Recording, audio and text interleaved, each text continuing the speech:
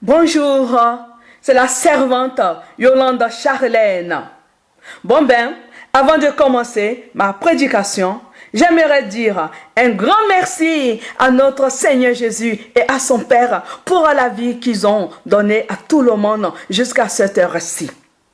Que sa paix soit sur nous. Alors, ceux qui veulent me suivre peuvent m'écouter sur Farel Vision. Ben, ma prédication a pour titre les célibataires. Célibataires, écoutez, je suis de tout cœur avec vous. N'ayez pas honte de votre célibat. Je sais que chacune rêve de sa moitié qui l'attend dans la nature. Restez ferme, soyez vous-même, ne vous livrez pas à la débauche et arrêtez de coucher avec les femmes, les maris, les fiancés des gens.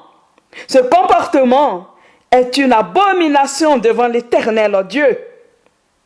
Jésus a dit dans Luc chapitre 16, versets 11 à 12. Lorsque vous volez, vous prenez ce qui est à autrui. Qui vous donnera ce qui est à vous? Prenez une personne célibataire. Si elle n'est pas chrétienne, dites-lui de se convertir. Apprenez-lui à aimer Jésus et son Père. Ensuite, fiancez-vous et mariez-vous. Attention! Dieu a dit à Moïse dans Nombre chapitre 30, verset 3, lorsqu'un homme fera un vœu à l'Éternel Dieu ou un serment pour se lier par un engagement, il ne violera pas sa parole. Il agira selon tout ce qui est sorti de sa bouche. Alors, avant de vous fiancer, de vous marier, posez-vous des questions. Est-ce bien la personne de ma vie? Car un vœu fait devant Dieu ne s'annule pas, sauf si votre fiancé, votre mari, votre femme fait de n'importe quoi sans repentance. Soyez prudents comme des serpents, afin de ne pas tomber dans les pièges de l'envoyé de Satan.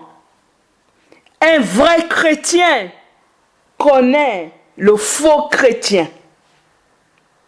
Mais comment osez-vous aller dans la maison de Dieu en sachant qu'il a interdit l'adultère?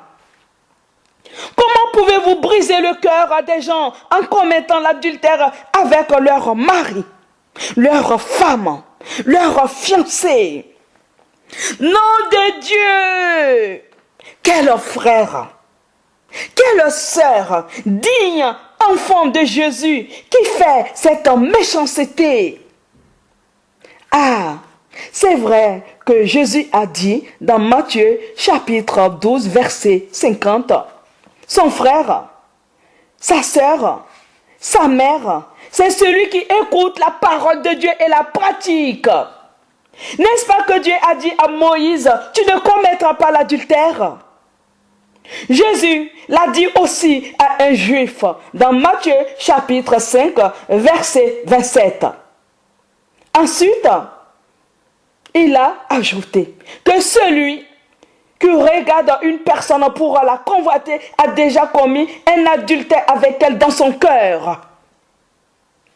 En plus, sans gêne, vous dévisagez les cocus que vous connaissez. Quel culot! Mais quel genre de chrétien, de chrétienne êtes-vous? Vous êtes vraiment abominable. Franchement, il n'y a pas de mots, quoi. Ça se voit que vous êtes bien les enfants de Satan, la prostituée. Parce que le mal ne traverse jamais l'esprit d'un vrai chrétien qui respecte la parole de l'Éternel Dieu. Ce que je dis concerne aussi les mariés adultères. Répentez-vous. Dieu n'a pas besoin des enfants de Satan qui passent leur temps à briser le cœur des gens dans son église. Jésus dit que Dieu recherche des vrais adorateurs pour l'adorer en esprit et en vérité, car Dieu est esprit. Il faut que les gens qui l'adorent en esprit et en vérité. Dans Jean chapitre 4, verset 23. Normalement, les vrais hommes de Dieu doivent chasser des gens qui salissent des églises comme vous. L'Éternel est vivant. Respectez sa parole. Il a envoyé son Fils appeler les pécheurs pour qu'ils naissent de nouveau. Non pour qu'ils accumulent péché sur péché. Coupez les tiges de vos péchés. Déracinez-les pour qu'ils ne poussent plus.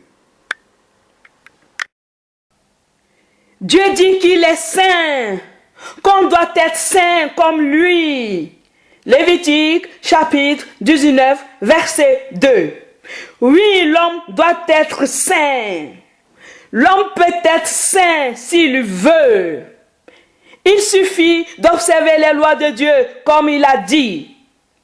J'en veux aux chrétiens qui disent que l'homme ne peut pas être saint. L'apôtre Paul dit dans Hébreux chapitre 10 verset 16. Les saints gardent les commandements de Dieu dans leur cœur et esprit. Arrêtez de vous lamenter et de pleurer sur votre sort parce que vous ne trouvez pas de mari, de femme. Ne savez-vous pas que Dieu ne bénit pas les pécheurs? Écoutez ce qu'il a dit dans Ésaïe chapitre 59, versets 1 à 8.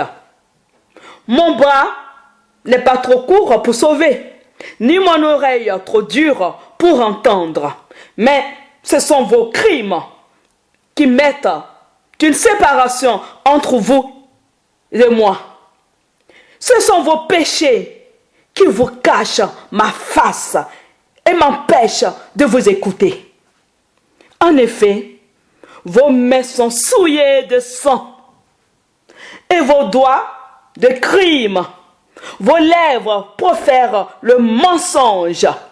Votre langue fait entendre le mal. Et personne ne fait appel à la justice. Personne ne plaide avec droiture. Célibataire, vous avez entendu cette parole triste? Franchement, croyez-vous que l'Éternel Dieu donnera son enfant en mariage à un pécheur qui refuse de naître de nouveau? Vous savez quoi? Dieu dit qu'il connaît ceux qui se confient à lui. Il peut arriver que Dieu donne son enfant à un chrétien, à une chrétienne, qui les cherche vraiment avec cœur, afin que son enfant puisse l'aider à combattre les péchés de Satan. S'il vous plaît, ne tourmentez pas le Dieu des vrais chrétiens. Ne le fatiguez pas avec vos prières qui n'ont pas de sens.